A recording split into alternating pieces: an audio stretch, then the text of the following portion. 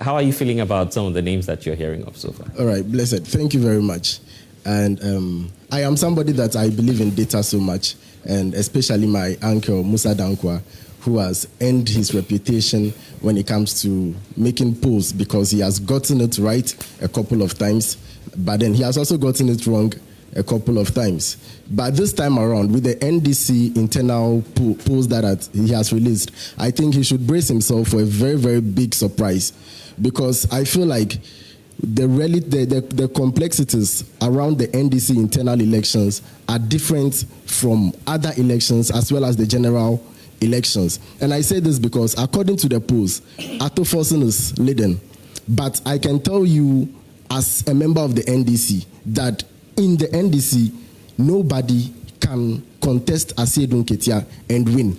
And I say this on the grounds that he has served the party from the branch level to deputy general secretary to being the longest serving general secretary and then the chairman of the party. He has built relationships with the delegates and he has gone across the country several times.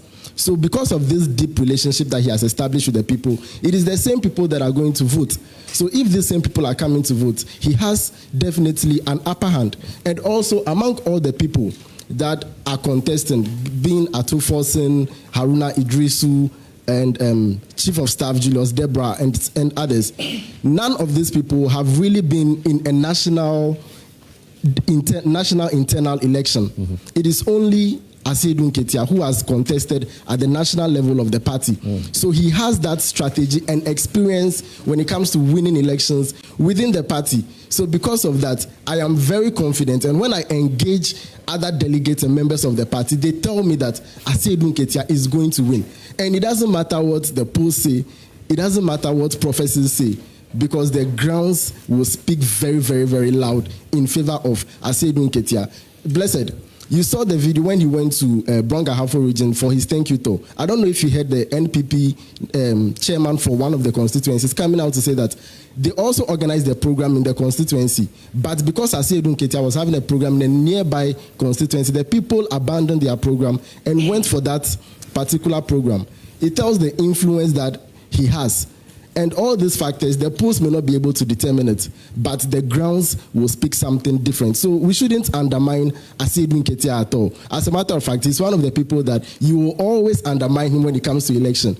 And every single election he has contested, he has won it. So the track records are there. And when it comes to professional life, he's been a banker, he's a professional stockbroker. Those experiences are things that will give him a leading edge in the contest. Right. Just to be fair, all these individuals have not told us that they are, first of all, interested in the race. So we ought to be mindful of that as well. But all the same, we know that they are politicians, so obviously the interest will be there. So that's it for Jatai. I don't know if there are some other views you want to share yours? Yeah. Yeah. On your preference, you've seen the name because there's one interesting fact, and I want to hear you on that.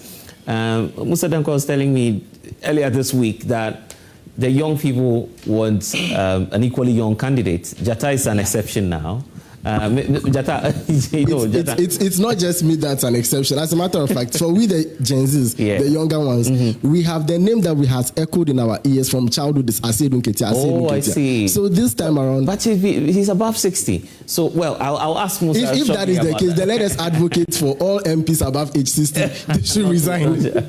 I believe that youth energy must blend with experience. Actually, okay, that's a good one. You also think same? Yeah. So this is a digital age. This is the age where we believe in what data is saying. Right. I strongly believe that Asiedu Nketiah is good person when it comes to party affairs, but then when it comes to the person that the party is going to project for a national matter, going to compete the new patriotic party, I strongly see Atoforsen to be the best candidate for the NDC, in the fact that, as you said, the Gen Z is like a young person, vibrant enough. And then looking at this time with President Mahama's governance, looking at the input that he has made so far, we can boldly say that he stands the chance of becoming the next flag bearer for the NDC. If not, then I think the Then it should be Asiedu. UP also. UP should come. Solo is watching you. He'll definitely have his take. Yeah. Okay, let's do 2 more, and then I come to Musah Dankwah on this. Yeah. Okay, I'm also of the view that Asiedu Nketiah should be the one to be projected for the next flag bearer for NDC. I'm saying this because this is a man who has a high level of integrity, who has been the minority leader for NDC in opposition. And if you listen to his views and how he has championed the NDC in opposition, how he has always made sure that the MPP are always on their toes, doing what they said they would do to Ghanaian people. And this man is not just anyone. He's someone who has always stick to what he says and he has always delivered on his promises. So I think if you are looking for a flag bearer for NDC, we shouldn't just look for someone just because of popularity, but someone who can compete at the national level with NPP and win. And moreover, we shouldn't also focus more on who becomes the flag bearer for NDC. But I think at this point, the various people that are looking forward to go as a flag bearer for NDC, they should help the president, the current president, John Dramani Mahama, to be able to deliver on his promises to Ghanaians. Because come December 7th, 2028, their winning election will be depending on how the current administration has performed. So I think in as much as we are looking forward for a flag bearer for NDC, they should also help the current administration, which is President John Dramani Mahama, to deliver on his promises to the Ghanaians so that come December 27, 2028, Asiedu Nketiah being appointed as the flag bearer, he can possibly win and become the president for Ghana. So that's your preference. But Haruna is down on the list by, I think, a step or 2. We'll get into the details. Okay, yes. Yes, thank you very much, Mr. Bless. Good morning to everyone. As far as this matter of who leads the NDC is concerned, I am looking at a smoother transition from one government regime or tenure to the other. And across all the candidates who have thrown their hats in the ring to want to contest, of course, it's not formalized, but we know the interest. I am looking at Honorable Julius Debrah, because we know how long Honorable Julius Debrah has been at the presidency. He's been with President Mahama for a very, very long time. He's been chief of staff, and we know the strides that he's made in that particular office that he occupies, the kind of discipline that he's been able to, at least as a chief of staff, make sure that he sees to its implementation across the governance and across all ministries is quite remarkable. And I believe that somebody like him is going to be the best fit for the criteria of getting a smoother transition from President Mahama to a new government. If we were to assume that in 2028 the NDC is going to win, and I believe that is what should really be the case. And quite a surprise is occurring to me when I see the polls not propping him up as the best as so you also belong, because this week I spoke to Ras Mubarak as well. Sure. And Ras Mubarak's point is that, look, you can't discount him, except to say that he's fallen off the cliff. Well, and that's where the surprise lies. And I believe that who in Ghana now doesn't know Julius Debrah or Honorable Julius? Of course, if you were to compare him to the other candidates like Honorable Johnson, Asiedu Nketiah, of course, we know his name is a household name. But I am looking at how we are going to get somebody who would not be a testing candidate, but rather somebody who has the experience and the wherewithal to be able to transition relatively smoothly into a new government from the current government. And that is what, for me, should inform the decision that the NDC is going to make. That is, if again we are to assume that these people really are going to be contesting. That's what I'll be looking for. Great point there, and I'll come back to all of you. So this is what I want to do. At this point, let me tell you about those helping us to do the conversation. Musah Dankwah is here. He'll be telling us about the science and what's informing this polling, because he's come under a lot of questioning. People asking, how is this? How do you even determine who's on the list? The defections, for instance, he talks about the Ashanti region and how the NDC appears to be, well, improving their fortunes there. He would explain all of the details for us and all the questions you have. Of course, we'll be putting that to him. So, Musah Dankwah, thank you for joining us this morning. King Solomon is here, the next presidential candidate of the United Party. Plus. Oh, no, he says he's the original United Party. Yeah, original. The next government you wait. I see. So that's King Solomon for you. Solomon Owusu, Communications Director for the UP. The last time I saw Max, he wasn't an MP. So now, let me say, Honorable Maxwell Luxor, good morning to you, and good to see you. Good morning, He's brother. the MP for Southall. And so officially, I'm your MP. Yes, officially. I have to be coming to see you every weekend. For the information of you, this is Suga of Suga Coffee.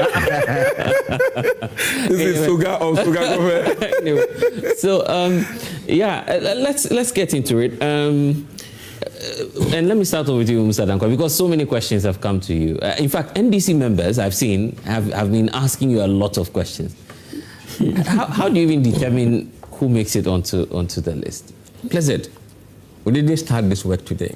The first poll that was conducted in April, testing the public opinion about who should replace John Mahama. The first poll got Haruna on 25%. The first poll. Atifosu on roughly 17%. Ablakwa on 14%. Asiedu Nketiah on 14%. Zenato 8%. Julius Debrah 8%. Omani Buama late 3%. Joshua Alabi 3%. Anatete 3%. Eric Opoku 2%. Iwadako 2%. Guzitano 2%. Alex Mold 1%. So we started from somewhere. Okay. With a long list. And we kept going. The subsequent ones, the list began to shrink a bit. Right. And before even this list, we put out an announcement that we may not know those who are interested. If you believe you have interest, you can either call us quietly, so we'll put your name in there. Out there, yeah. Public announcement. Some did call. Oh, really? Yes. You were called by some of Through their associates. Yes, some came to our offices. Wow. So the list was refined. And this was as far back as April 2025. when they are just one power. Yes.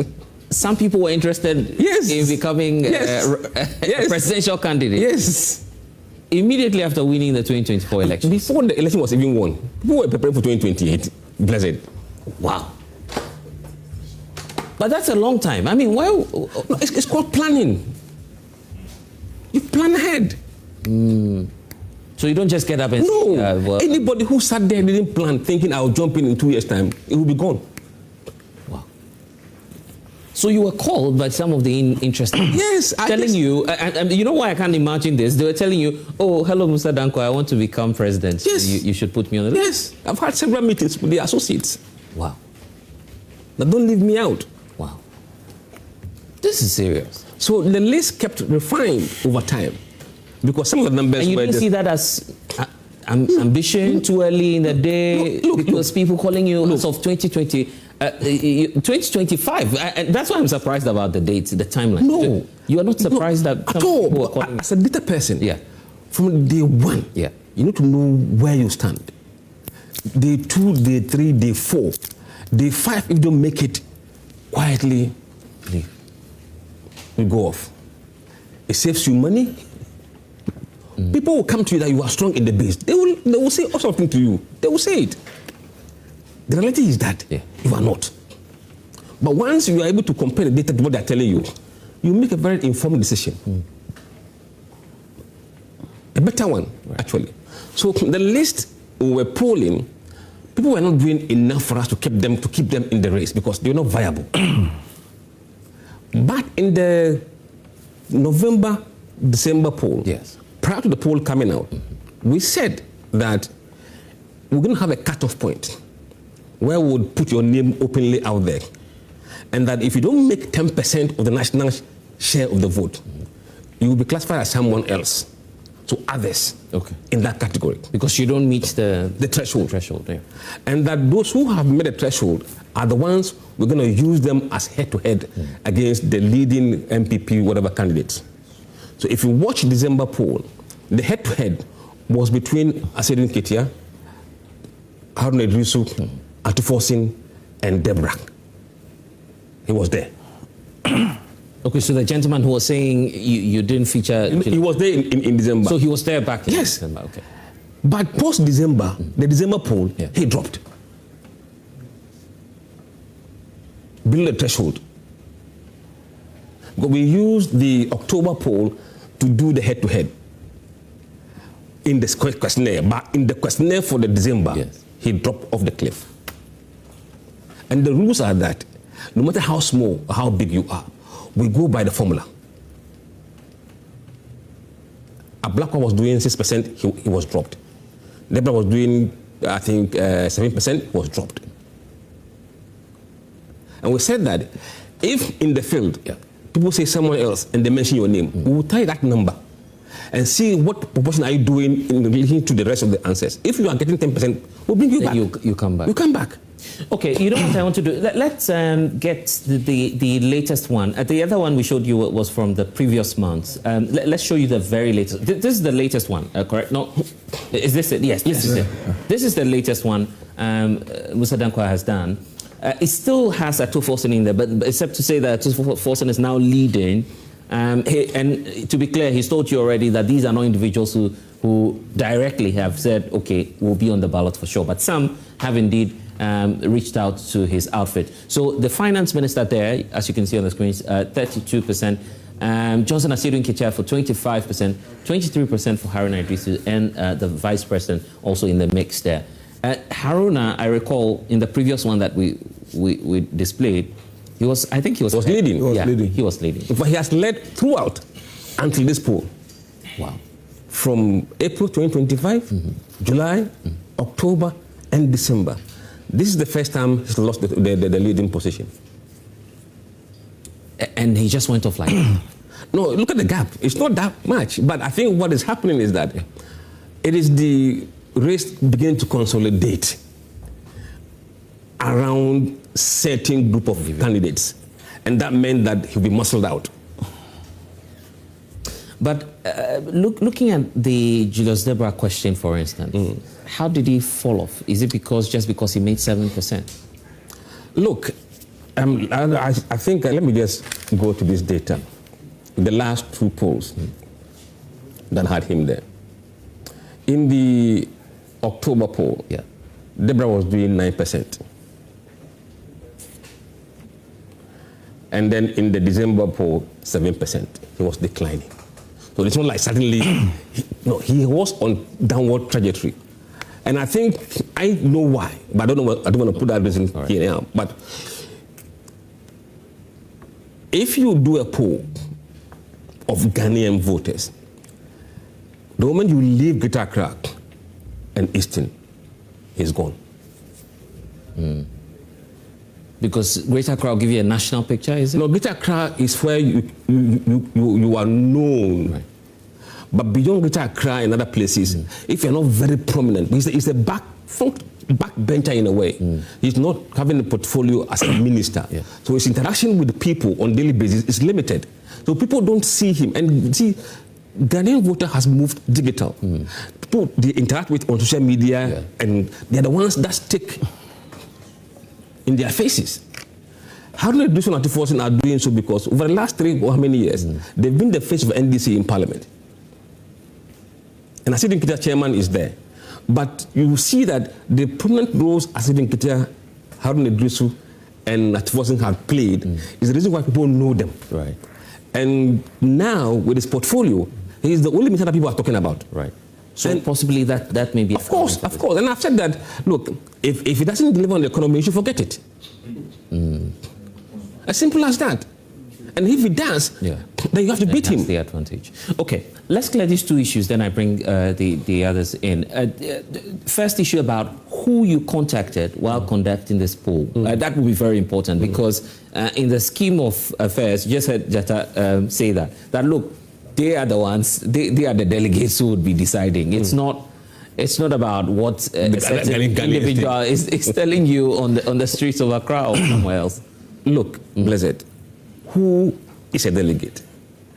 A delegate is somebody who has been selected among many to represent the party at a certain level, at the ward level. In the ward comprised of NDC and MPP voters, aren't they? Yeah. It is from the same NDC people that they have picked you as a ward executive, right? Yeah. So when you are going there, you know the feeling of that ward. Delegates are not angels from heaven. They live among us. They feel what we feel. They hear the conversation. Right? Yeah. So when you speak to NDC voters, what they tell you is what the delegates will tell you. So the probability that you may be wrong is It's very low. You see, there has never been any poll nationally that party will say won this and then somebody else won. No. It doesn't happen. If you look at the MPP primaries in 2024, most MPP voters wanted Bawumia. He won. In the last current one, most MPP voters wanted Bawumia and he won. In the NDC primaries in 2022, most NDC voters wanted Mahama and he won. So yeah, Science is a science. The delegates have been picked.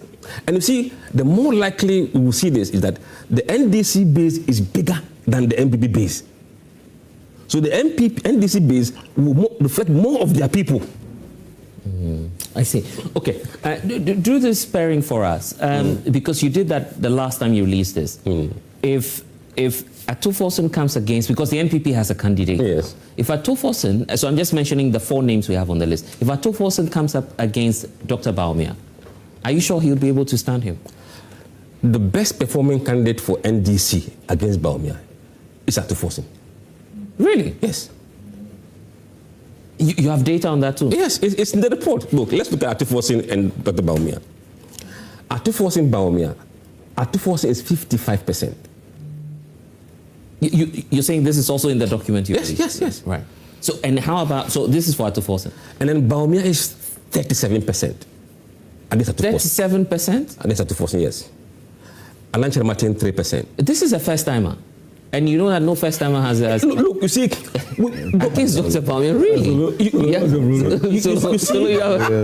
You see... Solo, no, calm down, Solo. Blessed. Blessed. Solo, calm down. We have held so many theories that have become out of date. We have never had an election where MPP has gotten below a certain number before. There has been a first time. The Gen Z, look, 78% of those who vote today are 44 years and below. Those theories will be thrown into the dogs. Okay, let's do this. Asiedu Nketiah, Dr. Bawumia, how is it looking like? So 51%. 51% for Asiedu Nketiah. 51? Yes. Bawumia 39%. So you could see that even the NDC options, 55, 51. Wow. Max, let me come to you. There are so many questions for Musah Dankwah now. We'll come to that. But of course, if you're a politician, you know that with what he's saying, probably it won't be surprising to you that if you want to be a candidate, you want to test the grounds and see if you indeed have popularity. But don't you feel that it's too early in the day? Some are saying that, well, there could be a surprise candidate, someone who just emerge and come up and change everything. But how does it play out for you as a member of the NDC? Yeah, let me say good morning to you and our viewers and our colleagues.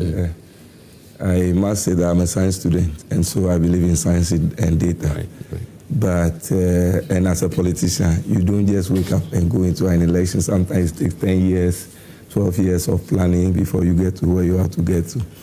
And it is always said that, like the normal needs theory, that you graduate to get to the apex. And so most, I won't say all, most politicians who are in the race or who are in politics now wish to become president. Most, not all. Yeah, not every politician. No, not every politician wants to be a president. And so sometimes let's put that in perspective. And so the interest of the person should come to play. Yes, he said that some few people called. Let me also acknowledge him for the good work he's been doing so far. after some time, I think he's the only name we mention when it comes to pools. When we fell off with Benefin. He's the only one who has come to the fore, and he's done incredibly well. But let me say that it is a pool. It may or may not reflect the final results when these things happen. And so, like I said, some may not have verbally spoken that I want to be president. I am a member of parliament. Yes. I have access to most of the names here. Individuals, none of them has officially told me that he wants to contest as a president. And so whatever Musah Dankwah is doing, it's in good faith. But do you feel it's helping your party, or rather bringing about, uneasiness and people wondering what's going to happen next? NDC has come so far in politics that some of these things don't bother us. We expect them to happen. And so when they happen, some people take you and some people take caution. Because when you want to contest and this is happening and you realize that you are not making 3%, you may want to think again. That would be serious. But it also depends on your touch with the base.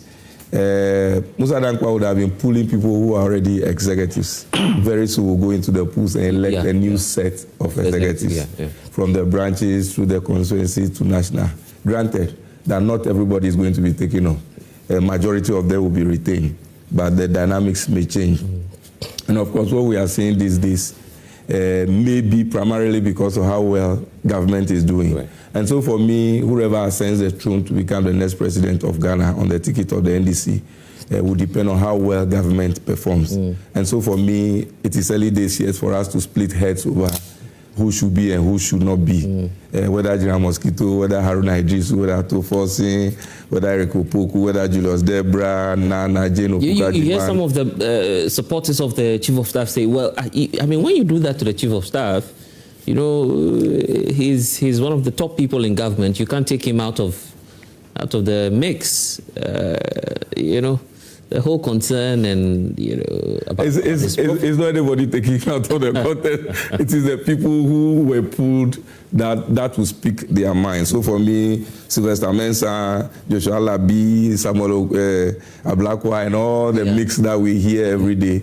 After a while, I begin that rotation. Of course, from day one, people knew that JDM may or will not contest again. He has said it himself, so let me say will.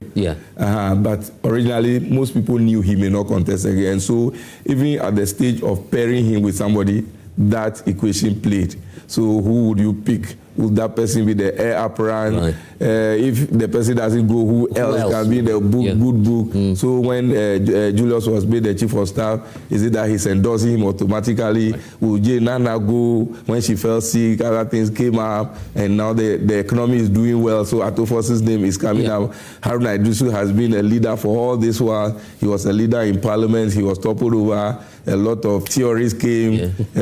Mosquito. So all those things were there. It was because Mosquito thought he was becoming too powerful. That is why he's been taken off, and all those things. And so these things are already on the table. They are things we have heard of, we have spoken about. So they don't surprise us anyway. But I believe that it's early days yet. Let's all concentrate on what we have to do as a government.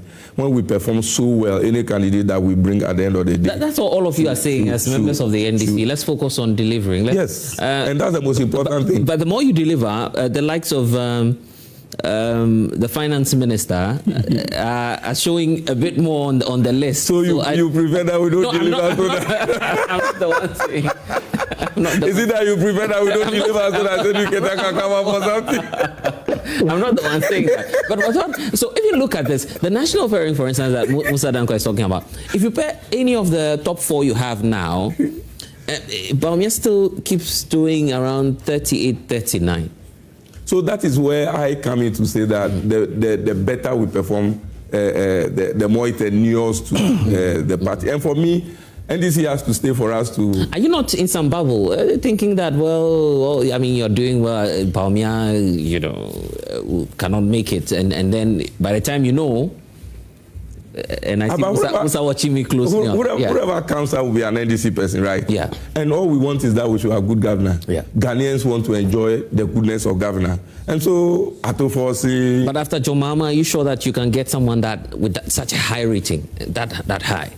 high as... Yeah, as high as he is now. Because the ratings Musah put out, his ratings keep going up. No, of course. So that is him. And it is because of the strength of the party. I'm not sure John Wawa goes to every ministry to go and decide what must be done in that ministry. It is us who do the things we do in the ministry that makes the image rise. So I still believe that let's concentrate on governance. Let's give good governance to Ghanaians. And let Ghanaians feel that it is NDC that is giving them that good governance. And then they will retain NDC. The alternative is so scary because the people who have taken us to the doldrums and we have brought Ghana this far, I'm not sure that they ever want to think about coming back. And Ghanaians will never forgive us if we don't put our foot on the pedal and sustain the system that we have now, so that then people will dream. So usually when they speak, we tell them it's in their dreams because they believe that we should fall so that then they can come out. But we will perform. And like Musah Dankwah said, as long as the economy is sustained, it is good for NDC and maybe good for Atofosi as he wants to describe. But for me, let us have a hold on governance. So, see, the polls will inform, but it is the delegates that will vote at the end of the day. And whether delegates. Yes. So whether Atofosi will even want to contest is another matter.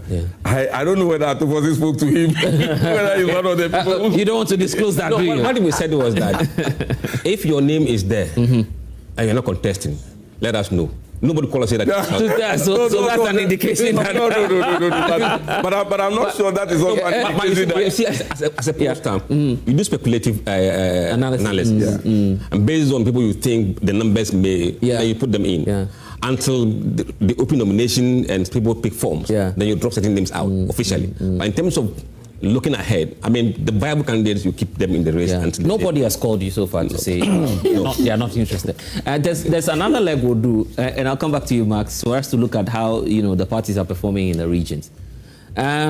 King Solomon, how about 3%? Solo 3%. So how about you and Atofosi or you and Asiedu Nketiah for 2028? How about that? Let me say that I don't have any difficulty or problem with what my brother Musah Dankwah keeps doing. He is trying to fill the void what the prophets and the preachers have been doing, because what he has done is not different from what Opambo will stay in the church and predict. Really? It's not different from what Ebonowa told us, that there will be flooding in this country. They are all predicting, and that is prophecy. You understand? He is predicting something. There is no automaticity with it that definitely it will happen. Prophecy is accurate. Prophecy? Data is... How many of it has happened? Oh, these fake ones are And so anytime I see his posts, I take it as one of those things. A prophecy. You understand? Because underpinning or underlining every post is all things being equal. Has all things ever been equal in your life? You understand? You are predicting into a future. The government is only 13 months. They are yet to cross major hurdles. They are yet to be tested to see their robustness. We know of the MPP. We know what Bawumia is made of. Total waste of everybody's time. We are waiting for what the NDC will do. And the Gen Zs, I think it's unfair to the Gen Zs and even the voters in this country that they are on autopilot. The candidates, absolutely, for anybody to think that the Ghanaian is not capable of going outside the MPP and NDC is to tell us that the Ghanaian voter is on autopilot. The candidates that has been presented and percentages given, how many of them has given us any policy direction? Has any of them told us that this is my vision for the country, for anybody to make an informed determination about it? So that's what I'm saying, that you are telling me that we are on autopilot, which is not the case. What makes you vote for a candidate? Is it just a manifesto? No. Yeah. I analyze you as a person, first of all. Yes. Because the message... So is that not what the people are doing? No, but the people, they have not come out with any of their messages. But analyze their personality and what they have. Maxwell, if we are not doing beauty contest, what personality are they analyzing? What I'm saying is that none of them, first of all, none of them have told you that they will be contested. None of them have made their programs and policies known to anyone. Yes. You understand? In any case, if you were going to take the history of the NDC itself, yes, it does not support what my brother has done. Oh, really? Because of the vice presidential? Absolutely. The NDC in 1992 went to Jerry Rawlings. In 96, they went to Rawlings, all unopposed, by popular acclamation. Then in 1998, you all remember the Asiedu Declaration, Jerry Rawlings imposed on them John Evans' attorney. So, as a matter of fact, the first time the NDC had a competitive election was in 2002 when Professor Kwesi went face-to-face with Professor Mills. That's still they maintained the vice president. So they have a trend. So their trend has been that would always go the president leaves and the vice president takes over. So what Musah is doing is to tell us that this time around it won't be the same. It won't be the same. That is very fine by us as a united party, because see, already we have a plan, and I can tell you that in election 2028, this country will receive the shock of their lives. Yes, if they are going to dilly-dally with the Gen Zs of this country. What the Gen Zs are waiting for and looking up to is jobs. After 33 years of the NDC and MPP, we now know them, they are in and out. So it's not as easy as that. But look at the list. Atoforsen. I have no difficulty with any of them. Okay. But I'm saying that Atoforsen is the Minister of Finance. Mm-hmm. Whether or not Ghanaians would entrust the destiny of this country depends on the collective performance of the administration. Whether or not it will be Haruna Iddrisu depends on his performance at the end of the day. Whether or not it will be Asiedu Nketiah depends on the performance of the government at the end of the day. What this poll is going to do is that now, if I look at it and see that I am third, and I can do something to thwart the effort of the one occupying the first position, I will do it because it's competition. Really? And it will affect the governance of this nation. You feel that would affect governance? It does, and I can tell you, I'm coming from the MPP stock before we joined the UP. If I'm to tell you what internal elections, the potential, but the NDC itself has suffered a lot of it. You remember after the Asiedu Declaration, that was when Guzitando and co decided to go away. They are all back now, isn't it?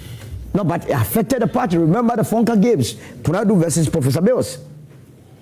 Nana Kuladu left the NDC and never returned to the NDC as a pillar of the party. She returned before dying. No, she never returned. Kuladu never returned. At least what I know, she formed an NDP. So this is science speaking. Science. Which one is the science? Let me tell you. Because you see, the quality of data underpins everything. Yeah. He conducted his interviews. Yeah. I was not there. I don't even know the sort of question that he posed. It may be, if he's going to give me the same list, and I'm going to throw this challenge to Musah Dankwah here. You should ask you he should give me the same list. The same list with the same contact. Let me also call them and see whether I'll get the same response. No, but this is which one is the fairness here? Because he's been consistent. What is consistency? The last time was the Baba Jama. Ayawaso East. In the middle of the list, he was crying that someone is trying to use NASCO, buying votes to disprove data. Have you considered whether or not someone would ask NASCO in this analysis? Yeah, but you can't factor in. In the middle of the voting, you were crying that Baba Jama is trying to use money to disprove data. But you did not consider using money or so in disproving your data in this analysis. And that's why I'm saying that I don't have a problem with what he has done. But to be on the same level, on the same page, under the same condition of temperature and pressure, I want to get his data so are you not being, and call the very people that he called. Are you not doing this because he predicted the fortune of your party? He has been doing that. I have no difficulty. If somebody will vote for my candidate, it does not depend on this. It doesn't? Everybody and his personal circumstance. So look at the national picture. Which one is all the the individuals picture? from the NDC, they are pairing with Dr. Baumia. You see I have said that Dr. Baumia, if I contest, I will win a question. As the president. But what is there for you to... It will be very, very mind-boggling and mind-breaking for anybody to think that he is coming to do anything else. We have seen him. That one you believe, but this you... It is not you believe. You are going to vote. The people rejected him emphatically. But you believe that one. Are you not picking and choosing? But that one, which one? I am not basing. I am not basing. I am not basing my decision of rejecting Dr. Mobia on his research. I predicted long ago. Wow. Why somewhere 2023 that the greatest mistake the MPP would do is to present MPP would be to present Dr. Mahmoud Bawumia. That was in the MPP, because the various reasons they were ascribing did not fall in line with the thinking of the Ghanaian voter. And I'm saying that the Ghanaian voter is gradually shifting. Unemployment is a key issue among the youth. So because of that, we may. Because of that. And that is why I'm saying that, yes, I don't have any problem. He's trying to fill the void with these prophecies here and there. But how is that prophecy? No, but they are all predicting. Is it not prediction? No. Okay. So should I send this last caveat? Should this not come true? Are we to treat Musah Dankwah the same as Ebo Noah? Because all of them predicted. Musah, just address this issue. No, I want an answer for that. Yeah, but he's here. You see, I think people should come to terms to understand what opinion polls are. That's the point. Yeah. It is people's views at a point in time. So, if the votes were held today, who would you vote for? Yeah. The elections are not today. It is 2028. Right. But what they are telling us that if it is today, this is how they will vote. And these are the people there. And over time, this survey will be repeated. And the trends will be clear. Well, what do you say to what he tells you, that you haven't factored into the mix? Look, people are being... I'll come to that. Yeah, right. He also mentioned that the tradition for NDC has been to pick vice president. Muhammad was 49 years when he was vice president. But that is a fact. No, I'm coming. But let's take Solo. I'll keep quiet. Let me deal with this question. Okay. is it that 3% of Atta Mills was 56 years when he was chosen.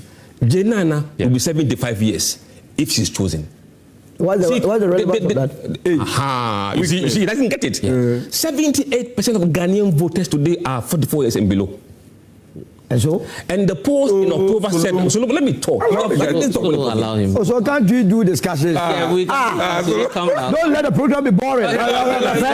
You see, I know, calm down. We'll get to you, yeah. The same voters have told us by 65% in October that for them, if you are 62 and above, you are too old. They said what? No, I want to be sure. So get our data. The reports are there. Okay. Full report. Okay. Yeah. How old do you think a person should be to become a president? Yeah. And they said that if you are 65 and above, don't come near it. So before the storm, no matter who you are, they don't no matter the party, even if it's UP, because UP has a candidate that is. How old is your candidate? Your candidate is about. We are yet to choose. Okay, I get that. Only 20% of voters are above 45 years of age. Wow.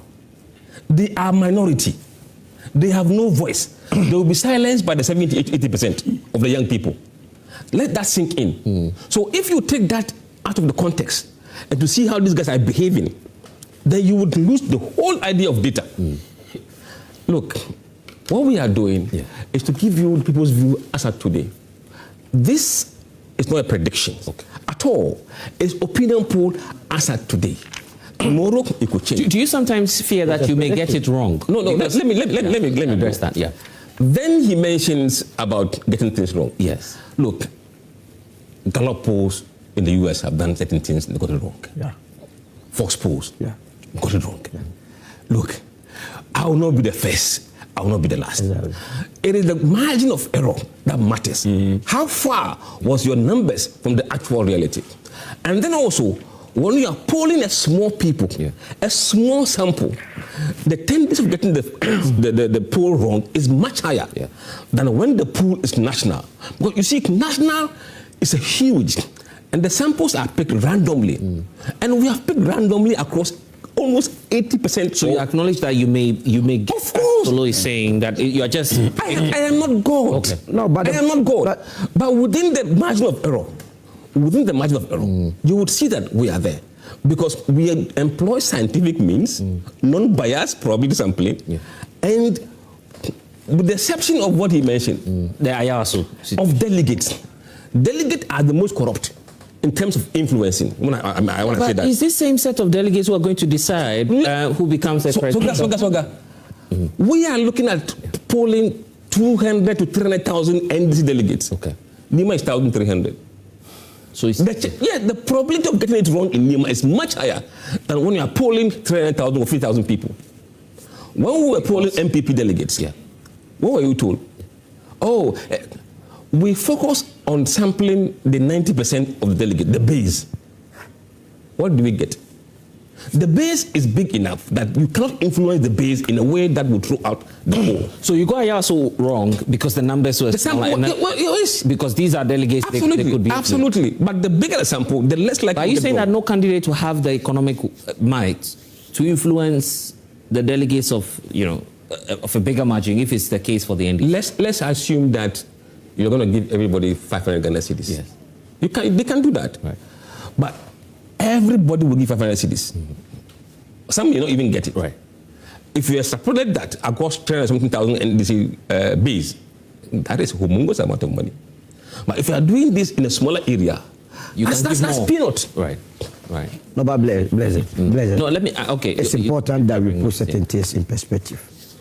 You see, the age factor, I really wanted to be educated on it by Musah Dankwah. Yeah. It says anyone above 62. I think you've noted that the Ghanaian is not ready to vote for anyone above 62. Yes. Based on what? Look, the very young ones. I'm coming. You can interject so that we do the discussion. So 62 based on what? Based on what? That's their choice. I referenced to you a polling that will. That's what we have, right? Yes. Yes. You see, this is the age profile of voters. Yes. But this is not what you're saying. No. What we are saying is that in October, we asked them directly. Yes. What age do you think someone is too old to become president? Okay, right. It was a polling data. It was not my fantastic. Look, and I'm saying that what was your sample size? I want to even know what the sample size that you took. It has always been above 8,000. 8,000. Granted. Every Gen Z that is saying that he's not going to vote for a 62 plus person is coming from the womb of that 62. As I'm sitting here, I'm coming.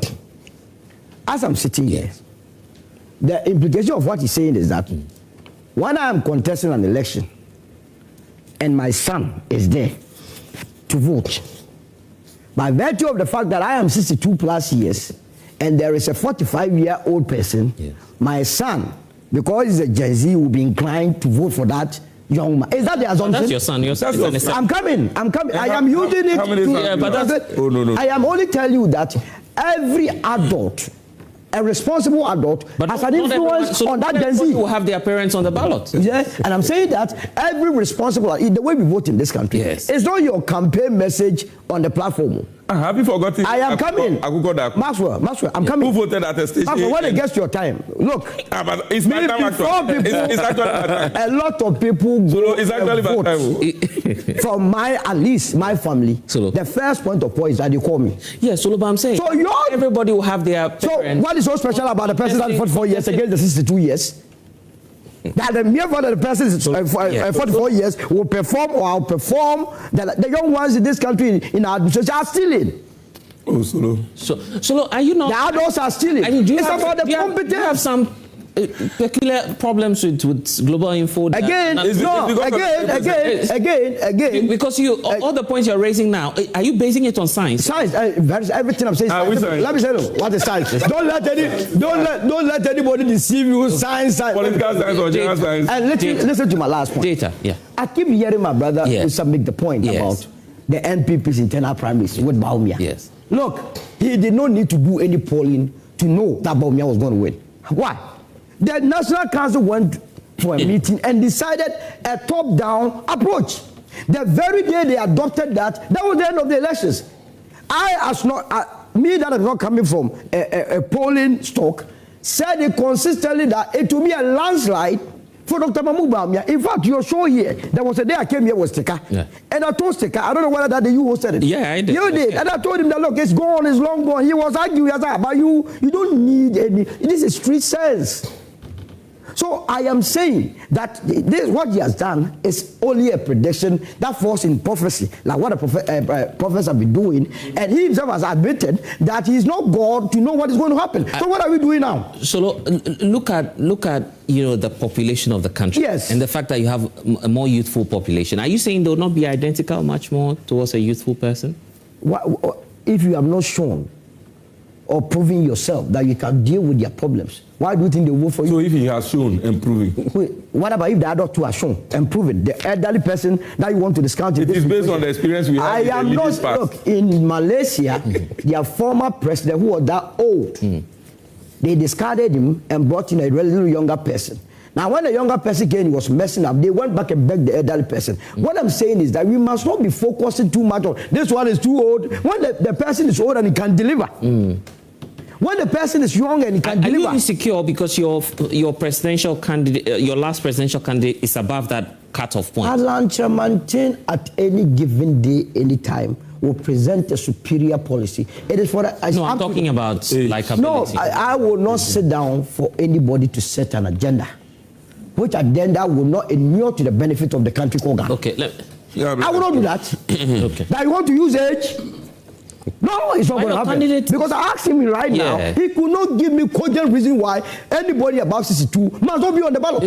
I'm surprised that Solo. Everything you are surprised about it. Today you'll be surprised about the law. I hardly speak my view on data. Okay. I always present what people have told me. Ask the reason why they don't want old men. I want to know the people who told you. I want the list. I want the list. I want to know the contact. I will call them myself. Do the pulling here. Do the pulling. But is it not going to give me the list? So do the pulling. Everything is serious about this. Let's get serious. Yes. You know, in this discussion we're having, and people who are listening are I know, but you see the kind of question. I mean, it tells you that Solo has problem with data. What is data? I'm asking simple questions. You yourself admitted a while ago that you are not God. You're only basing on what people have said. I said, give me those that call, and let me also call them. Is it too much to ask? You called people. You solicited information. I am also saying, please give me the same and the list. So that I call. Why do you want to Solo, I can do you a favor. Okay. I can give you the constituencies we visited face to face, so that he goes there. I'll give you the sample. Give me the contacts. No, face to face. How do you go to tell me those that you did the face to face. Then I'll ask them. I want to arrive at the same conclusion. Solo, is it too much to ask? Solo, let him. You see, fundamentally, Solo doesn't understand polling. From what you are saying, if you go to the he's only pretending. He's only pretending because of the 3%. If you are doing a poll, you come to Iowa Central. Yes. Here. And you interview people in the Electorate area, and you go, and you come back. Are you going to meet the same people in the same place? And maybe what they were thinking will not even be the same if you come back. No, that's fine. But over time, it will change. Right? Look, that is exactly the same argument they were making when we were doing the last election poll. All kind of flimsy excuses. In the end, look, what we do is called cross-sectional poll. Go and read about that. Cross-sectional poll. What he wants to do is a longitudinal. Have the same contact, call them every time. Do that on telephone, that is over a period. But if you do that kind of survey face to face, people don't want their house to be tagged as house voting for NDC, voting MPP. When you do that, you are doomed. So this one was face to face. Yes. Which consequences? I want to go there. Solo, I'll give you the data. I'll give you the time. I have said earlier. I'll give you the time. Solo, you don't want to. Carry on. I'll give you the time. Why are you so agitated about this? Don't try this. One day you will come and then atone for yourself. I am surprised that Solo, who is less than 62, is not happy that the Gen Zs are looking for someone. A younger person. And he's rather crying for... looking for you. I'm surprised Solo is agitated. It is based on the experience we had in the immediate past when we had our president who sleeps on the job. And same thing is happening in Nigeria. Wow. Same thing is happening in Nigeria. You realize that there's some TikTok guy who always poke fun at what's happening in Ghana versus what's happening in Nigeria. You see, as for age is age. When it catches up with you, so many things go off. And so you can't debate that one. The things you do now, after 10 years, can you do the same thing? the way you are fighting Musah Dankwah, after 10, can you fight him now? So you mean you also agree that beyond 62 years, nobody must contest? I am not saying so. I am not saying but that's so. what you are saying. But that is what the situation is on the ground, according to him. And I'm saying that according to me, that's what the situation. 62. We voted for candidates above 62, and I'll come to Musah again on that. We voted for people above that age grade before. Yes, sure, I agree. But that is their preference. The Gen Zs now are complex people. They act like people of old who feel that the older you get, the better you become in terms of experience. Right. They feel that they are wasting our time, and they feel that they don't relate with their needs. They feel that when they are talking, they are in a different world. The things are happening in the universities 50 years ago. Is it the same thing happening in our universities now? When they were striking because they were giving too much meat, now you don't have a place to step your foot or even sleep. So the situations they feel are too different, and the wider the gap between the age of the presidential candidate and the people who are voting, they also begin to feel that they don't relate with that. So yes, it could be true. I won't say it is true or not true, but if that is what he's picked on the ground and that is the situation, so be it. But I am a different person. I will feel that the older the person comes, he comes with age. For instance, Nana Jane Opoku-Agyeman, I am not advocating for her, but she's gone through all the mill. She's now the vice president. So are you saying that based on age, when she gets the nod to become the next president, she would not perform to the admiration of Ghanaians? If all things are put in place well, Ato Forson is a young man, he's the Minister of Finance. Haruna Iddrisu is a younger person, he's the Minister for Education. Ablakwa is the Minister of Foreign Affairs. All those guys are new guys. They are the ones who do the legwork.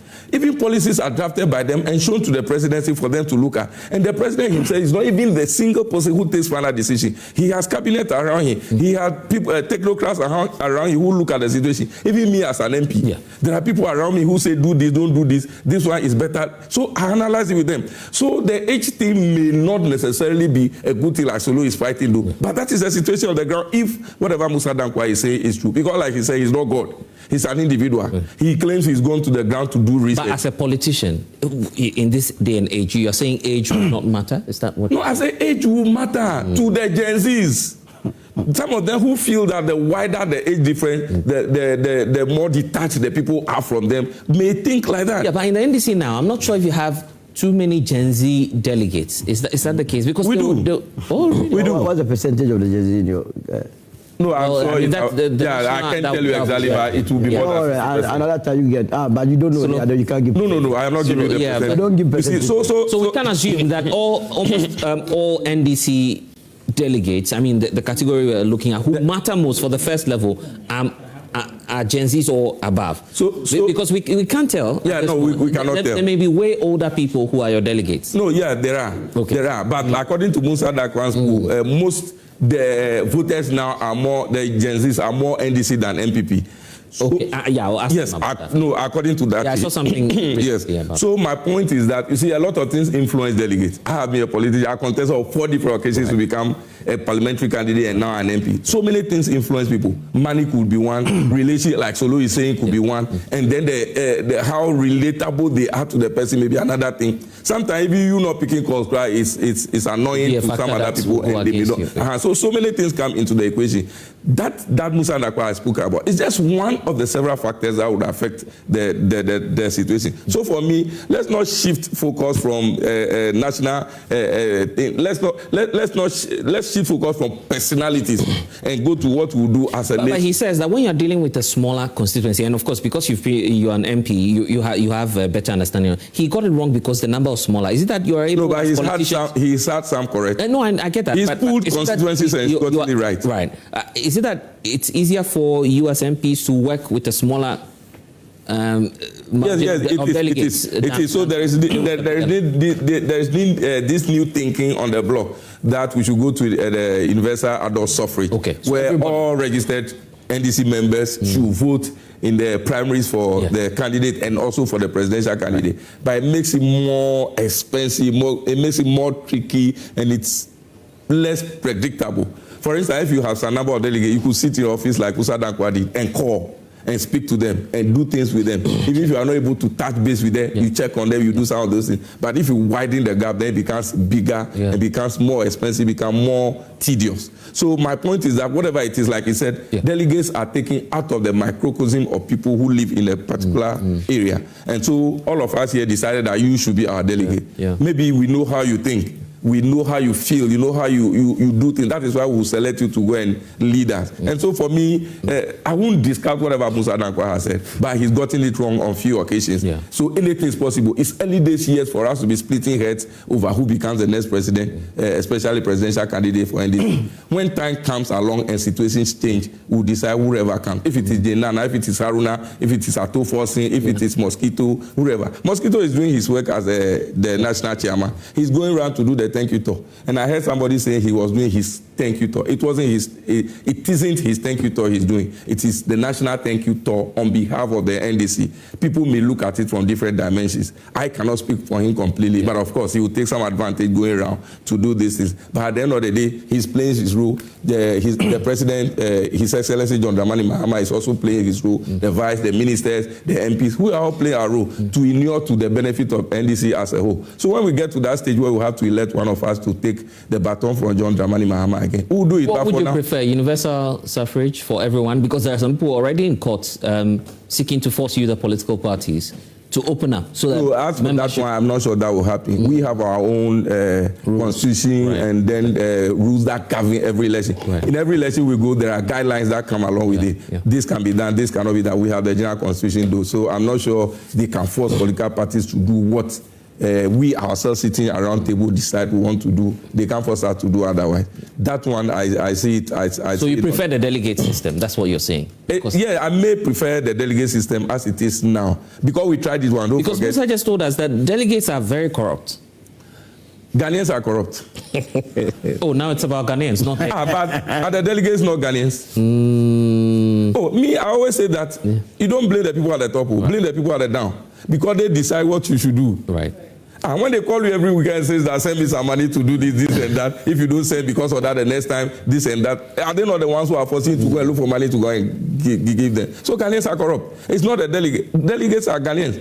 And some of them get there because they feel that is a cash cow system for them to also get money. Yeah. So it is Ghanaians. Suga. Wow. Okay. All of us. My last point. Yeah. I just want to take some messages. Okay. You are not my last point on this matter, on the age matter. Yes. Oh, you want to go on age again? First of all, election 2024. Yes. You know the vice president, the flag bearer and the running mate are one ticket.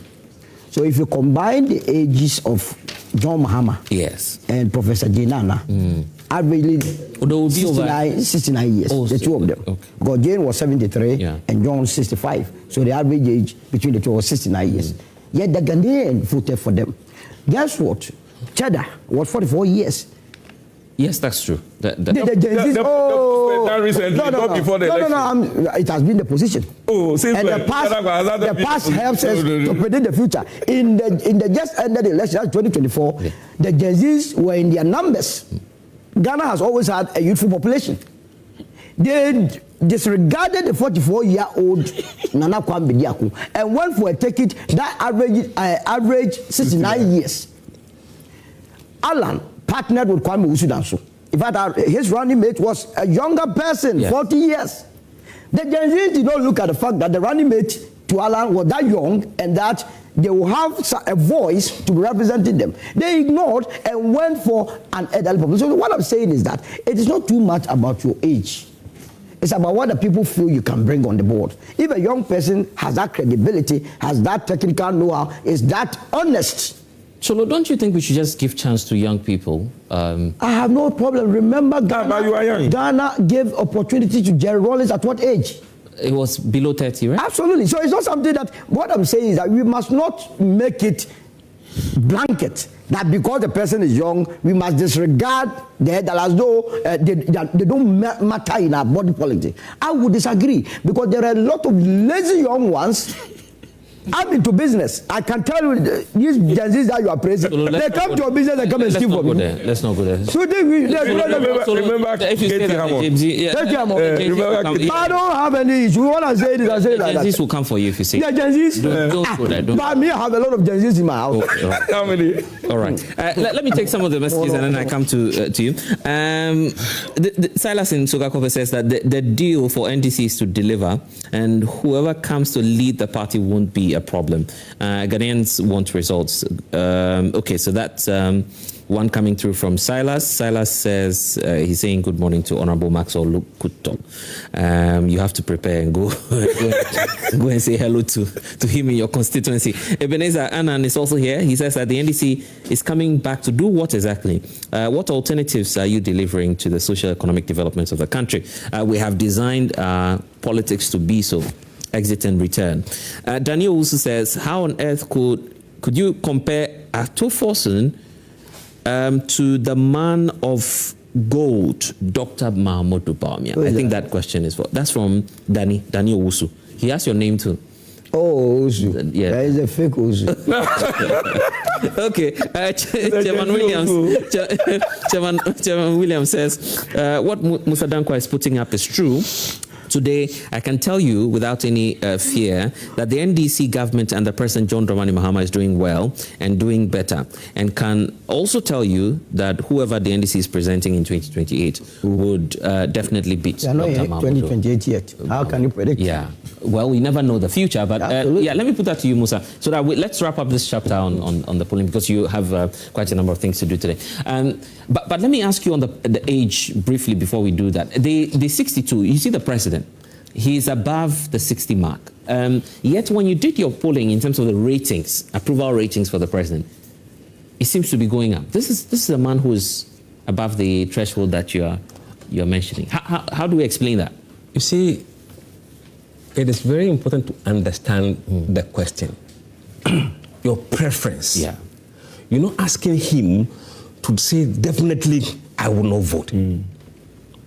They will prefer somebody who is younger. But if the choices available to them are not younger, what would they do? They will choose among the people who are present. So you see, we shouldn't stretch the meaning of this kind of data. So they will choose a relatively younger person. Yes. Relative. So let's be. I don't want to speak my mind. Yes, I get you. You want to speak to what the data says. If you look at the delegates, the MPP delegates are much older. It's a polynomial equation. Only 55% of MPP delegates are below 44 years of age. For NDC, that number is about 60%. Yes. And remember, among the voters, it is 78%. Yes. So the difference between 77 or 78% and 60 is much smaller than between 55 and 70. So MPP or NDC is much more younger delegates. Oh, they have young... Yes, younger delegates. Oh, okay. And secondly, they will get younger because they are doing bottom-down approach. When they do this election coming, trust me, a lot of the old guys will fade out, and the younger ones will go in. So they will get much younger. And that dynamics will favor younger contestants in the next election. Because the younger ones are more energized now to take over. So what's the percentage of they are more energized, and we give them the playing field to operate. So you go to an election, it's not like times before that you sit at home and then write names of people you want to executive. You have the father being the chairman, the wife being the women organizer, the son being the youth organizer, and all those other things. Now you go to the field, you open up to them, you give them the book, all of them should come and register. Today's day, we are ending the registration on 30th. On 30th, so you have everybody, 2 days. yes, who is an NDC person, who wants to be associated with the NDC, you are encouraged to come and register. And once you register, we go to the polls, you contest, you have people around you, they vote for you, then you become. Okay. So we have more younger people. Explain the Gen Z report you put out. Because you're saying, Solo says, well, look, don't just leave it at Gen Zs, because they won't be able to do everything on their own. That's the point. Of course they won't. It's a blend of experience and youthful exuberance. Look at the Mahama's cabinet. How old is the oldest cabinet member?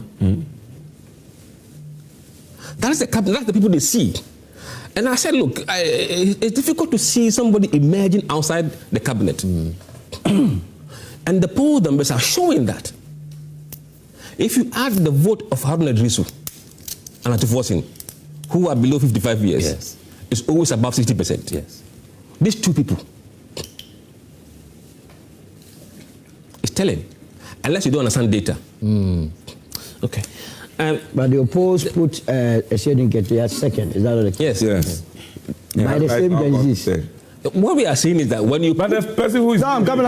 Oh, what is... Was it only Gen Z who what's your question? So the question is that I was thinking, because the Gen Z don't want to see anybody Why about is Asiedu Nketiah on? He must be down there. Oh, so Playing relegation matches with. It doesn't work like it doesn't work. Like I've always said, the thing is a polynomial equation. What you see age is just one of the variables. We are not discussing. It doesn't come in. Don't bring anything to come and confuse. We are dealing specifically with age. You say variables. Don't come and confuse people. Let me just go. What are you talking about? And so that's last point before I go. We'll give priority to those who haven't asked the question. Yeah, but just land. So what I was saying is that if you look at the profile of voters, the younger they are, the more they gravitate towards Haruna Iddrisu and Atuforsen. Right. And the older they get, they move towards Asiedu Nketiah and Nana Opoku. That is a fact. Okay. Be brief with your questions and so that we can move on. So many of you have. All right, Blessed, the conversation around age. I think it's a wrong impression that we are putting out there about Gen Zs, because for we Gen Zs, we are more focused on somebody who can deliver. So anybody that puts himself up as that he can deliver, Gen Zs will rally behind that person strongly. And there is no data to prove that young people are corrupt, old people are corrupt, or old people are non-performing. If that is what the impression we are giving, then it means that old people, they should retire. We shouldn't even put old people in parliament any longer. So it is not about young people or old people. Gen Bokassa became president of Central African Republic at age 41, but he was one of the worst presidents in the history of Central African Republic. So we should not reduce the conversation to that. Okay, let's go back, because some of you behind haven't had the opportunity, but yeah, you can just do that briefly for me. Yeah, you have a question for Musah Dankwah? No, I just want to make a contribution. Right. First of all, thank you very much for the opportunity. And then I want to dispel the notion that Jata, you said that you said that Asiedu Nketiah is the only candidate among all those whose name has popped up to contest. To contest that he has been on a national election. You don't know that Haruna Iddrisu has been a national youth organizer for 8 years. But when it comes to who succeeds President Mahama, I think that Asiedu Nketiah should understand that there is a difference between leading a political party and ruling a nation. Okay. So the name, right. Okay. So Asiedu Nketiah will not look attractive in the eyes of the electorates as compared to Atuforsen, Haruna Iddrisu, and if possible, Senator Rollins. So me, I'm opting for Atuforsen and Haruna Iddrisu, or Haruna Iddrisu and Senator Rollins going into 2028 election. Right. The name is, I understand, that's the name, Asiedu Nketiah. So let me. Thank you for Mr. Bless, I think some interesting facts have been put up. I think one bit of the fact that hasn't been looked at is that in the 2023 Afrobarometer report, it said that the youth are amongst the largest share of the voting population in Africa who are mostly dissatisfied with democracy and the way in which it is going. So I believe that equally important to the point that many of our voting population are young is the fact that we have to also look at they being the largest share of the voting population who are not so much interested. Because if you were to take the barometer report, it said that 64% of the voters who voted in their previous election, that's prior to 2026, were young people, and 84% of them were old people. That is beyond... so more older people are voting. So the point I seek to make is that going forward, if we don't see the youth being more interested in terms of going to the polls and actually voting, we are going to continue to have the older folks selecting leaders for us, which is going to be a problem. But you see, aside that point is the point that there is wisdom in old age. I would say that we shouldn't completely say that we want young people and the old people have not proven. No, I believe that we need a combination of the two in order that the older ones can inform and use their experience towards guide the younger people to be able to take over. And I believe that should be I think let's go to the back. I see that there's interest at the back. Let's go to the back and then we'll come back to you. Those who've not let's go. We can also bring in the ladies as well. They can share their views with us. But Musah, just take this for me before I bring in the lady. The point about more elderly people voting, it is global. Every country, there's higher turnout among the older age than the younger voters. So the younger people are not willing to. No, so they would engage, but getting them from their house to go and vote is a problem. So you must have a strategy. It's only Obama that really reversed that, and because of what they could relate to him. He was also he could drive them out. Yes. Being Obama, Biden couldn't do that. So you see, when you are that young, you can come and speak to the young people, and they'll come out. Otherwise, traditionally, older people are the ones who vote. That means you have to vote for an elderly person because they will vote. Okay, let's give the priority to the lady, and thank I'll you, come back to you. Let's give a priority to the lady because she was okay. When you're done, yes, then we'll hear from her. All right. So one thing I want us to notice that in as much as the youth want, younger people to be in leadership, one thing we should also look at, which is the opposite, is that most of the times the youth are not very active when it comes to politics, and they like to follow the trend. That's one thing too. So it might be that maybe Asiedu Nketiah is leading in somehow, but then maybe there's a shift somewhere, then maybe it's a new trend. A trend. Then all of them rally to follow. That's one thing that we should also agree with Solo that Gen Z is about trends and what? Oh yes, yes. Even though the youth sometimes they are unpredictable. That's one thing we should note. So right now we cannot conclude that maybe this person is leading unless we are getting closer to the flag bearership election. Then we'll know who is Gen Z cannot be trusted. Is that what you're saying? Me, that's one thing I've noticed about the youth. Gen Z are like, let's go to the lady back there. Gen Z cannot be trusted. Okay. Let's hear from the lady. Okay, Good morning. Good morning. I'm supporting what they are saying. The Gen Zs cannot be trusted because I think we are not crediting the Gen Zs enough that they are looking for competence and who can do the job. And parents, I think, are influencing them at the latter stage more than they can even influence themselves. So basing the argument on Gen Zs only, I think we are not putting us. We are not being okay. So maybe Musah will deal with that while we go to this side. Let's go to the right side behind. Yes, after you then. Yeah. Okay. You can go ahead. Yes. So I think we are trying to reduce the data being collected by Mr. Dankwah. Yeah. To the sense that when you talk about opinion pool, these are the views of the people in the constituency within a time period. So we shouldn't just be disputing the fact that the data he has collected is wrong. These are the views of the people as at the time he has gone there to collect this data. So as time goes on, he will go further to collect this data to give us a clear view as to what the citizens or the delegates of these various constituencies actually want from the NDC. Yeah. So let's not just talk as if the data he has presented is wrong. And so, if you want your own facts, you can also go to. Let me tell you something. I can understand you. It's okay. Research. He will grow to understand. Solo, I mean, if you want to do your research, you can also tell. I have told maybe the people who are after this show. Yes, they are here. If you just give me the constituencies, the data is here. I am going back. I am also going to do it and come back. Oh yes, next week. Yeah, next week with my figures. It's very simple as that. Wow. Within 1 week. How many days? 1 week. You understand the word proper. Good morning.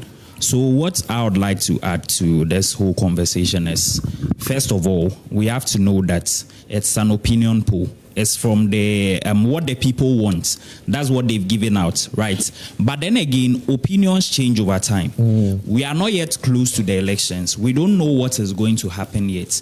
If they are saying that they want younger people, it could be for a specific or a particular reason.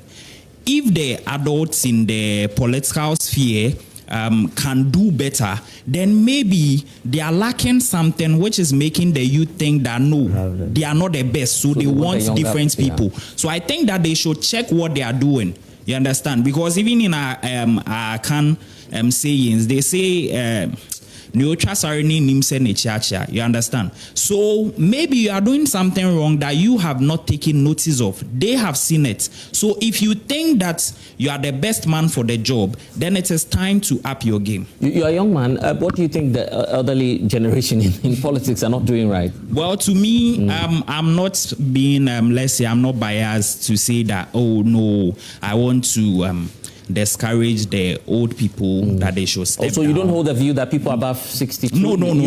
It's about competence. If the person is good, the person is good. It's not about the age. It's not about the age to me. Yeah, so Dankwah, what do you say? The advantage is that if you have proven to be competent and young, you will be miles away. Okay. If you can combine the competence, the experience, you see, sometimes we think experience, you have to be 80 years before you get experience. Right. Look, when you attend job interview, sometimes they ask you, what roles have you held in the past? I have gotten the job in the past because you said that you were a class prefect. What role do you play as a class prefect? It's those qualities that will tell you what you will do in your new job. So those are relevant experiences. So the experience people are talking about is about what role you were given, how you played that role, how you delivered it, did you achieve? If we can prove that and you are young, you stand a better advantage among the younger voters or among a country with a younger population than an older with the same experience. Okay. To close this chapter, let's do the regional thing you did. You're saying that there's some shifts in the base also of the political parties. Is it just favoring the NDC, or it's the case that the NDC also has some challenges to deal with? Broadly, NDC is okay. Their challenge is in the voter region. Really? Yes. Voter region? Okay. What we've seen is that the people who openly say they are NDC has declined below 50%. In the voter region? In the voter region, yes. And the increase has not gone to MPP, but they've gone to floating voters. Yes. That's what you agree? No. I have my data. No, you see, let me tell you. Who is a floating voter? I have a political party. That's so you have a data on that too? We have a data. That's what I'm saying that. Okay. We will allow him. So this one aligns with your data? The majority of the people are with the UP, not floating. No, not that. All right. No, I'm not agreeing. He's floating. Okay. They're not floating. Okay. Musah? Floating between. So you can see the flashing point. So it's dropping. People who openly associate with the NDC in the voter region, it's dropping. It's dropping. Yes. Have they told you why? As Pollster, we don't ask them reasons why. Right. Okay. And then when it comes to Ashanti region, this is the voter region. This is the voter region we're talking about. The base of the NDC. When it comes to Ashanti region, MPP used to be over 55%. Openly say we are MPP. Yeah. Today, that number is 34%. NDC used to be 22% on the average. Now it is 30% in Ashanti region. And the floating in Ashanti region has moved from around 10% to 23%. Okay. If you take every floating voter in Ghana today, in the past, most of them are in Central and Western. Today, most of them from Ashanti region. Yeah, in the UP. They are not floating. So is it that they are moving away? Is it that they are moving away? It's a first step. You see, when someone leaves your party, sometimes it's difficult to just jump to another political party. Yes. So they will go into a holding pot, floating voter. They are UP. And then when you don't attract him enough to come back, then he will make the quantum leap to another party. So let me, and I'm just making an inference. In the case of the Ashanti region, we can say that there was a split in the NPP. So it was the case that UP, of course, Alan and his people left.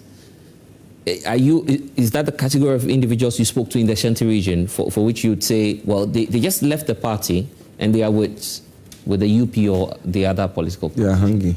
Look, let me look at the UP. Yeah. In Ashanti region. Oh, you've done something on you? No, this time, you see, I think they've been calling me to make sure that their names are out there. Yes. So I intentionally calling you. No. This is scandalous. No. You are not the one who made the call. You didn't make the call. No. They wanted me not to put them among the others. Yes. Because they're a political party. So we did that this time around. Right. So in the Ashanti region, MPP 34%. Yes. NDC 30%. Floating voters 23%. UP 1%. Other parties 3%. And not disclosed 10%. Now, they don't not disclose, they have a party, but they won't tell you. Okay. We can't tell whether it's UP or it's MPP or it's NDC. So would you give it to you? Maybe. That's what I'm saying. That you see, it's good. That is his work, but I can tell you without any shred of doubt that the UP, based on what? The UP based on what, in the Ashanti region. From our survey, are you not basing on survey? Where is the survey report? Has he shown any survey? Yes. So this is the case. He's done something on UP. No, in the Ashanti region. Yes. This is supposed to be your base. No, we have the base there. Let me tell you. That's what I'm saying. That yes. Like he said, opinion of people that he interviewed. Yes. We have also done our own interviews in the Ashanti region. Yeah, and he says what? We are leading by 42%. You see, it is not good for me to be putting out a lot of data. You mean you have more following in the Ashanti region than the MPP? That is what you have not been told. Than the MPP? But MPP, if you have more following. But how? If you are launching solo, who is going to follow you? How come that didn't affect your performance in the last election? 2024, I keep telling you that a lot of things that we identify. And we will be holding an official press conference on the matter. So I'll reserve a lot of. Daylight robbery. If anybody is telling you that in the figment of their imaginations, Alan Chemantin got 31,000 across the country, that person must be living in Azerbaijan. What did you get? And so we will be doing that massive expose for the world to know what has happened. I come from the Ashanti region. I know the dynamics of the region. So Ashanti region, you're doing 1%. How can we be doing 1%? I mean, that is his data. That's why you see, I started from a premise. And he has also expatiated on how he arrives at his data. Do you have a database on how many MPP members left with you, followed you to join the UP in the Ashanti region? In the Ashanti region, they were in the million. Look, when we were getting to election 2024, something happened on the election day.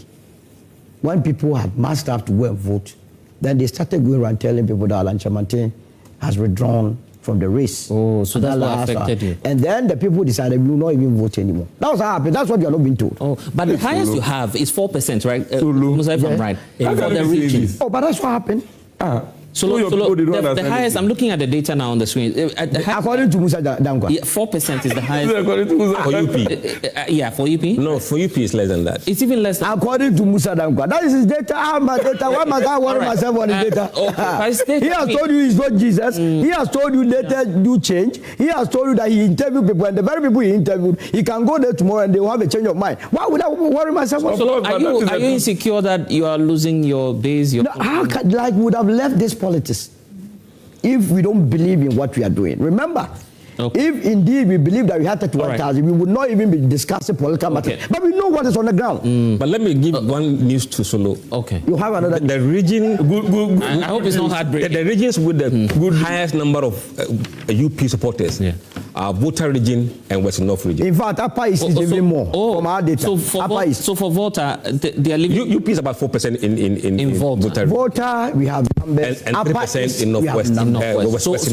So Volta, they have the numbers. But for the NDC, you said that there were some people who were not willing to associate with the NDC. In the NDC voter region, they are 42%. But have they told you whether they are interested in other parties? Disagrees. Okay. All right. Musah, thank you. Is there any final thing you'd want people to know on this? No, so I think the voter issue. Yeah, you address it, yes. Is there any final thing you want people to be? Look, we are doing public opinion. Yeah. And public opinion is fluid. It changes. Perception is not always the reality. We must understand that. Fantastic. And some people may have certain perception of certain people. Yeah. But in reality, it is not. We are there to measure these sentiments and this perception over time. We will have an average of these sentiments over time. And if you understand data, the averages will give you the real picture and a snapshot. And you're confident that these 4 names you've put out, likelihood that they will even change. Look. Numbers will change. Yeah. Position may change. But these names. But I wouldn't think any surprises from anywhere will topple these 4. Not even Joshua Labi? In the last poll, he was doing 3% nationally. Wow. Okay, Max, let me give you the last one. Let's talk about the slavery. Yeah, the voter regime thing, I think he may not be too far from right. Volta region is a base of the NDC. In the last election, we gave our all. My constituency gave the highest percentage of votes to the NDC. Oh, really? 93.33%. 93%? Yes, that's how much we gave to the NDC. And the expectation is that things will happen commensurate with whatever votes we gave. And most of the exigencies of the youth felt that job opportunities that are coming should inure more to them than any other person. Also, there's a lot of pressure at the base. Yes, there is. People are coming. There is. And so I would not be surprised that some of the youth may want now to be at the neutral level. Like he said, they may not have moved to any political party, but they may just want to stay in the middle and watch. There's this trend online with many accusing you, those who have won the elections, those who have gotten appointments, you've deserted some of your supporters. That's a claim out there, that you don't listen to the base anymore. We do listen, but maybe not to their satisfaction. And sometimes they don't understand why you used to pick their calls every day and now you can't pick. For instance, I'm on the studio. I'm now in the studio. Calls are coming. There's no way I can pick. But most of them cannot understand why you cannot pick calls like you used to pick. They can't understand why. So many of them complaining online. I mean, so now they won't understand why you can't come to them every day like you used to come to them. Then when I was a parliamentary candidate, I was completely in the constituency. I closed late last night in Parliament. I couldn't even go home because I need to come here very early for the show. And so somebody calling you at that moment may not get you. I expect that I should be in the constituency now at a funeral. Right. But I'm here in the studio. Right. And most of the names we even get in the national level who are ever names, most of them don't come to, like, not in the constituency. They're not based in the constituency. Yeah. And so that relatability becomes an issue. So you mentioned somebody at the top, he's an FA name, yes. But somebody from Sokode, can I relate to that person? So those are the things that are happening. And so maybe at the national level, they will feel that, this is an FA name, this is an FA name, this is an FA name. Do you feel there's too much pressure on the president? I mean, or the queue is too long? I mean, it is because we have so many people in the Volta region who subscribe to the ideals of the party. And so much is also demanding from the national cake their share. And so, if you have a small pool of people and then you have one kinky, they can share. But if you have 1,000 people sharing one kinky, can you imagine the pressure on that same kinky? So that is what is happening. But I'm sure that the presidency, the party is hearing these things and looking at it and would want to. But they are now moving to the UP because UP has... Which UP? 4%. 4% in the Solo's UP? Yes. Oh. Is the NPP people there who would want to associate with them? I am very happy that we're having this program this morning. I want to have this tape down. 2020, after the elections, let him come here and run his mouth. Okay, you know what? No further comments. No further comments. It's okay. You come around your mouth. Solo, please believe in science and data. Okay? Why are you an atheist? If I know what I know, knowing what I know. Okay. You know what? Let's now talk about the slavery issue. It became topical, but just watch this, and then we'll be back to have some more of this. Ancestors must be rejoicing in their graves. And all the torture and adversity they went through, they must be happy that this day the world has recognized that they are not forgotten, and that the pain they went through and the torture they went through has been recognized by the United Nations, the world's highest body that we all ascribe to. But this is not the end. This is the beginning. What we've achieved today creates a platform for the struggle for reparatory justice. And so we must not rest because we have achieved this success. We must take this success and begin to work so that those who denied our ancestors their humanity, those who denied our ancestors their dignity, can accept the truth that this is what happened.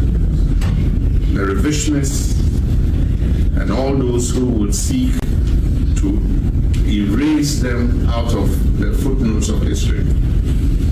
Today, we've accepted that this was a grave crime against humanity, the gravest indeed, and that the next steps in terms of reparations, in terms of justice, in terms of apology, are what we need to work on. And we need to keep this coalition. We can't achieve it alone. This victory is not for Ghana. We did it for the whole Africa and all people of African descent. And I believe that if we keep this coalition, we will take the next steps together. Somebody bets a vessel, a boat at Cape Coast, and you decide to go to the north, go to the Bono area, get to the Ashanti area, get into the Asin area, and you are chasing your own people, the strongest amongst them. Then after 100 years, you say, I should be compensated. Who should compensate who? Mr. Speaker, with the greatest respect, I don't want us to create a certain impression that, expressing an opposing view to this whole reparation thing makes you anti-African, or you are not thinking about the suffering. Who suffered? We maltreated our own. We maltreated our own and told the white man that he should also maltreat our own.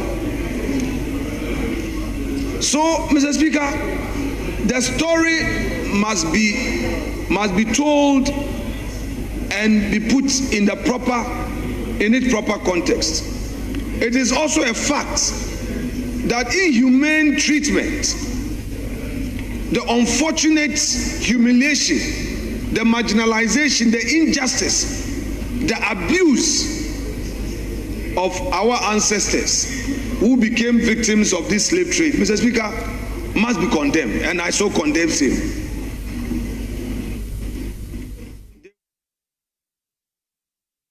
Okay, if you don't understand why the minority leader was saying that, it's just because earlier this week, the UN adopted a motion that was tabled by the Republic of Ghana. They want to, of course, it declared slavery, the transatlantic one, as the gravest crime against humanity. But many questions have emerged, and one of them is from the minority leader who you just listened to. Solo? Well, slavery, whichever way you look at it, wasn't a good thing for us as a continent, as a human race. So I was very surprised to hear Afenyo say, whom should we compensate? People have to be compensated, but not in terms of monetary money, let me put it that way. So if there's no need for money, why are we then... No, the point is that how much are you going to put on? Why? What is the value you are going to put on someone who was changed? Someone who died along the journey? Someone who was made to work without his will? Well, how much are you going to value the person? I believe that saying sorry is enough. Oh, okay. Because you see, the current crop of leaders, majority of African leaders, I bet you, the Western world is being charitable. If they decide to pay us, if they even decide to give us $1 trillion, in the next 2 months, all the money will end up back in their economies. What would we have done? You mean they shouldn't give anything reparations to our governments? The point is that we have what it takes to turn around the fortunes, to let them know that, yes, you did a lot of bad things against us, but we are resilient and we have been able to... You heard Afenyo Makin's point. I mean, who sold the slaves? Our people. So the entire apology must also come from those within. That aspect, I agree with him. It takes two to tango. Our people, the white exploited the tribal conflicts that was happening amongst us, and so they got people to be selling fellow human beings to them. And that is where I believe that those that did that ought to also apologize. Beyond the apology, our focus is becoming more or less on the money. Yes. So if you listen to the US, if you listen to our own sister, Kemi Bednock, what they are saying, they are afraid that beyond accepting it, because if you listen to all those, even those that dissented, what was USA saying? They said they believe that something wrong happened. Those that even abstained, all of them, the fear is that beyond accepting that slavery was a grievance, there will be demand for money. That's why I'm saying that the focus must not be on the money. If as Africa we are going that in the same way the US put money together to undertake what we call a Marshall Plan in Europe and build Europe from scratch, they should come and do that. We must go on that way, but not to use slavery, because at the end of the day, you cannot put value. If you make this argument, yes. And there are people online who come against you. I recall Manasseh online asked the same question. Yeah. That, okay, so what next? And who even sold the slaves? That aspect, do you feel that we are anti, or, I mean, you would be tagged as anti... no, you are... And, or anti-Pan-African if... You are confronting the reality. If you raise that question, that were blacks also complicit in it? They were complicit. If the story is being told, it must be told in full. The whites just did not come to the coast, and then we offered ourselves. Our people gathered them from the hinterlands, brought them to the coast. Some of them walked 400 kilometers to get to the coast, took monies, and then gave them out. So we must also condemn those that took part. But beyond that, I believe that acknowledging that it is the gravest crime to have ever happened to humanity, for me, is enough.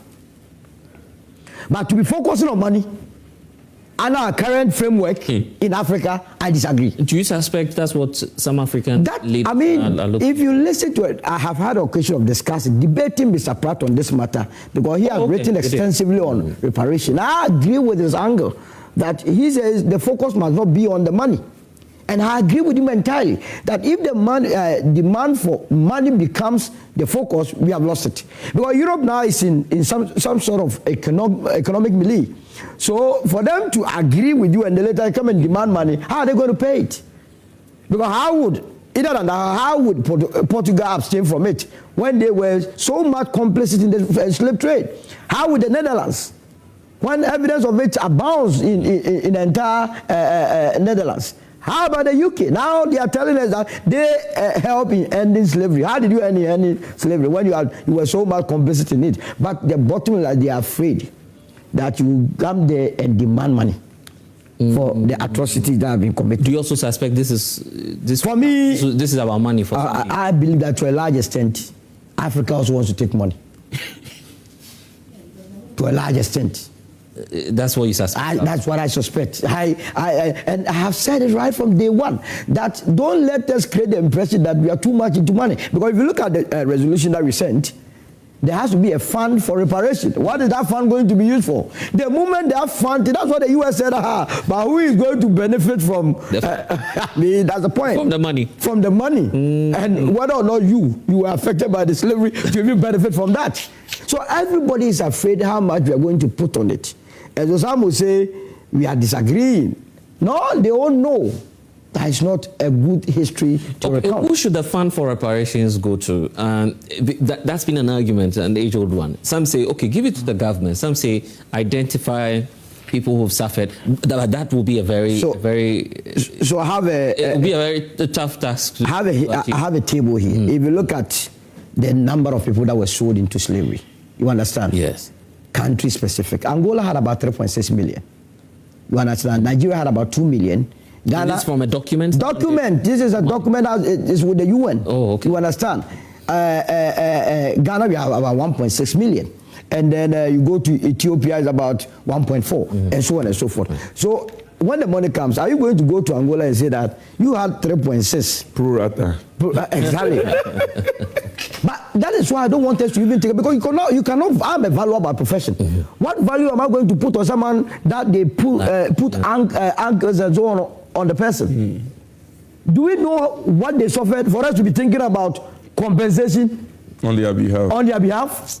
So I agree with the president and AU for letting the world admit that they erred. But beyond that, if we need any developmental assistance or so, we must package a different thing. And not to try to want to benefit from something that you have no clue about. Were your forefathers captured? I don't know whether they were captured or not. When I came to that, in fact, we are still living in slavery. Today, you go to the various embassies, people queue like. Haven't you been watching TikTok that Ghanaians that are living in the US, they even mock us here? All right, so. Here they call us those in Misrim. God, they are in heaven. Okay. Max. Yeah, thank you so much. Let me commend the president once again for being the champion. Solo is not too sure if his forefathers. Anyway. No, some are there. I don't know. So let me commend the president highly for blazing the trail and taking us to the level he has done. He's done so well. Yeah. And like Solo has said, Ghana has become the beacon of justice for Africa internationally. And so I want to thank him and then the Foreign Affairs Minister, Samia Blakwa, and all the team who played very critical roles in this. Historically, like Solo said, I'm sure that because of tribal wars, even the Volta region, because some people are Mepeplau, so they could buy from one village to another. Right. And so you have that intermix. So sometimes I hear, to make them stay, they made some of them chiefs. So you go to a community and somebody says chief and is writing another name. You don't understand why. It is because they were slaves brought into them. But to allow them to stay, they give them some position to feel good. So they are there. We still have some of them amongst our people. So, yes, somebody has come to buy and maybe chain and do all the nasty things and took them away. That may be what we want to be referring to. But maybe from one village to the other, is just pulling him along and getting him there. And so, yes, it's a grievous crime that humanity has suffered. And we only want the world to accept that that is what it is. Once you say, I understand, over time, this was what was happening. We came in with sugar, drink, whiskey, and some of those things to take away your people. Yeah. And today they are where they are. We are sorry about that. But for me, the question now is, are we not ourselves enslaving now? The World Cup that is coming. Do you have an idea the number of people who want this World Cup visa to go to US and Canada and not want to come back? And they go and sell their building, they sell their land, they sell their cars, go and queue at the embassies to want to go to America.